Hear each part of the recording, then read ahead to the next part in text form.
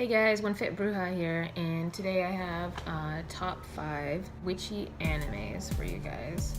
And I know it's been a hot minute, and I said I was gonna get a video up last week, but I've been working a lot of OT. It didn't even really feel like a week went by. It just felt like a super really long day went by, if you know what I mean. If y'all work your butt off all the time, then you probably know what I mean.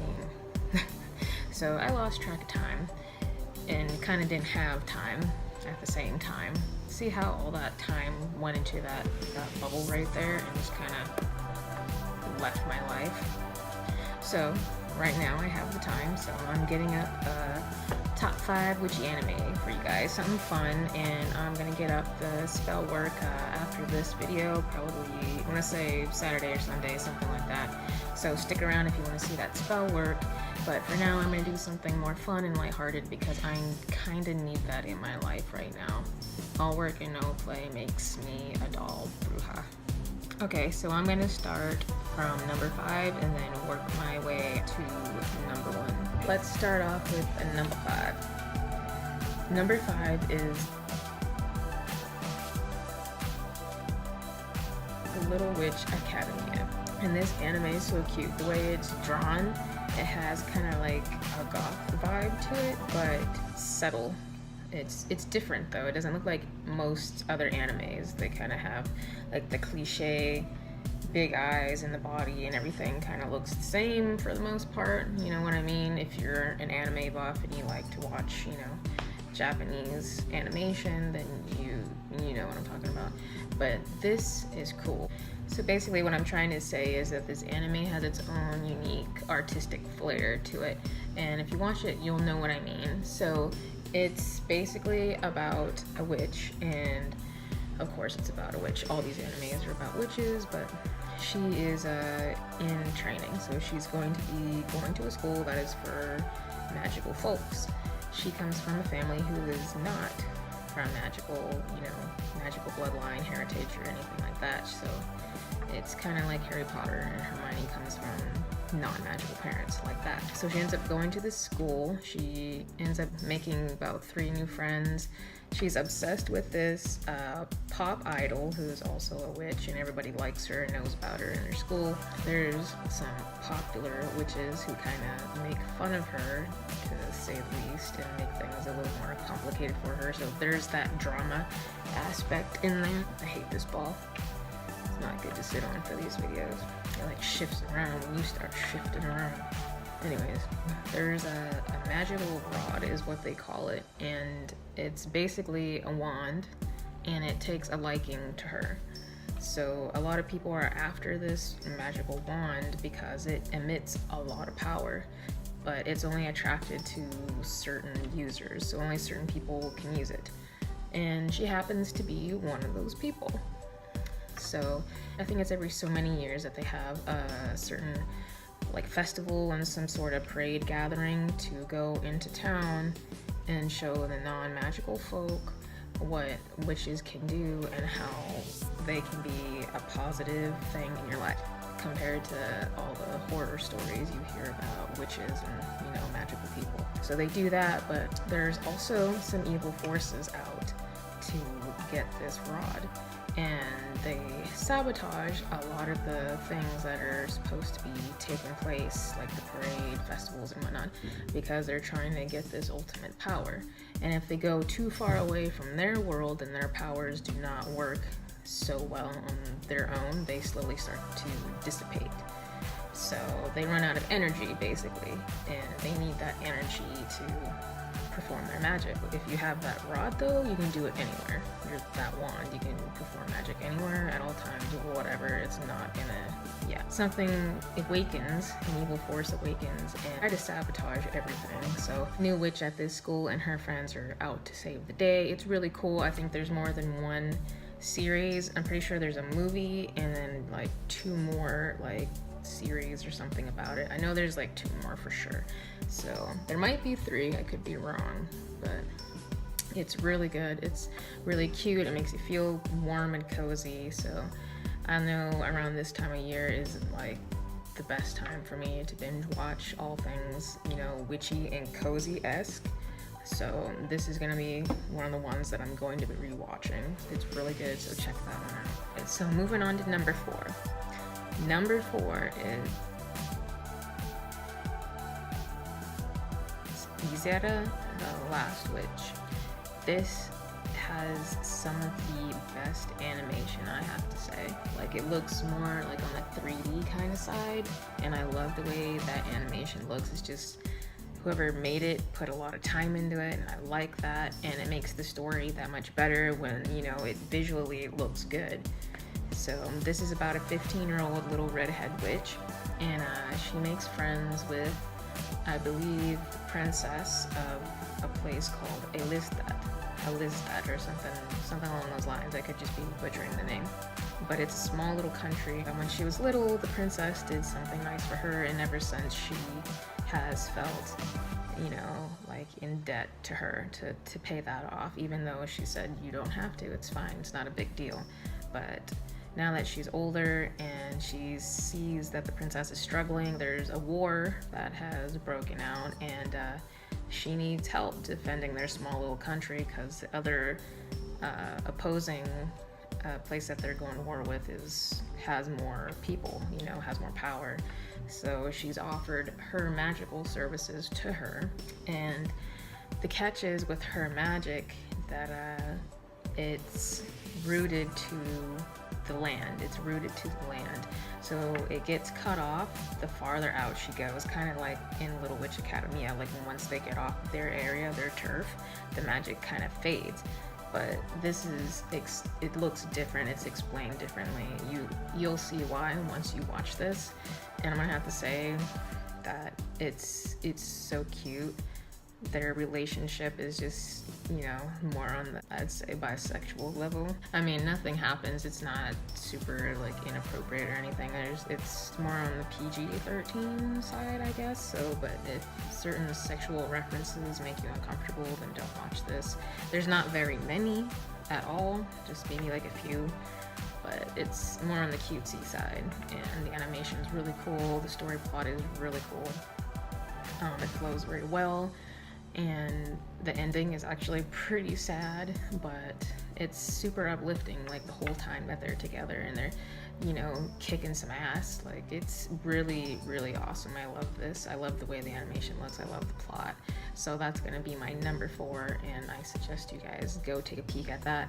Last time I watched it, I wouldn't believe it was on Funimation, if you guys have that.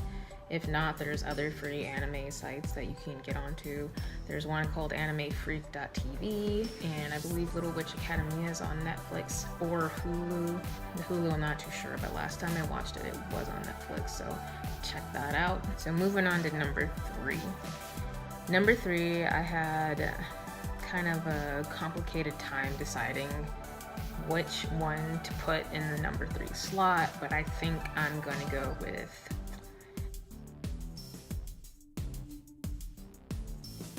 The Ancient Magus Bride. So this is actually on Funimation, I believe. I couldn't find it anywhere else. If you don't have that, I'm sorry. Maybe they might have it on something else by now.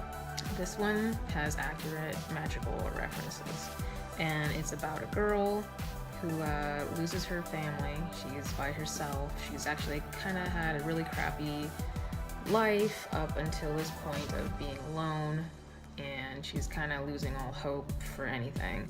Her name is Chise. She puts herself up for an auction, so basically selling herself off just to have 4 walls and a roof. A Magus comes along and buys her at the last minute to make her his apprentice, and they go back to a place in London, I want to believe, and she slowly unravels things about her life that she has suppressed for a long time, and she finds out that she is of magical nature, and she can see and do things that a lot of people can't, and she's actually super powerful, but this also eats into her lifespan, so she's not going to live that much longer. And she learns a lot from this Magus, from this guy. He was a shapeshifter basically, and there's so many cool like Celtic, I want to say like Norwegian magical references, and tons of folklore. Like this is really cool, and the animation is on point. Like the way it looks visually sucks you in so fast because it looks, you know, accurate. Like, oh yeah, and Icelandic magical references too as well. So if you like take tidbits of magic from all over the place and use them like eclectically like I do, then this is gonna be up your alley. This is a really cool anime. Binge watch this whole thing, I think, in a day or two.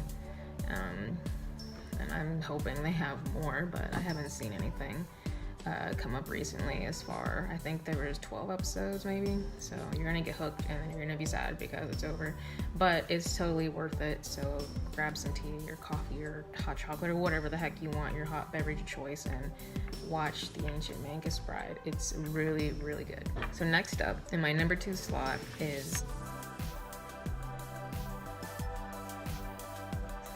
Flying Witch, and this is actually on Hulu right now, and I believe there are 24 episodes, and I'm not even done watching the whole thing yet.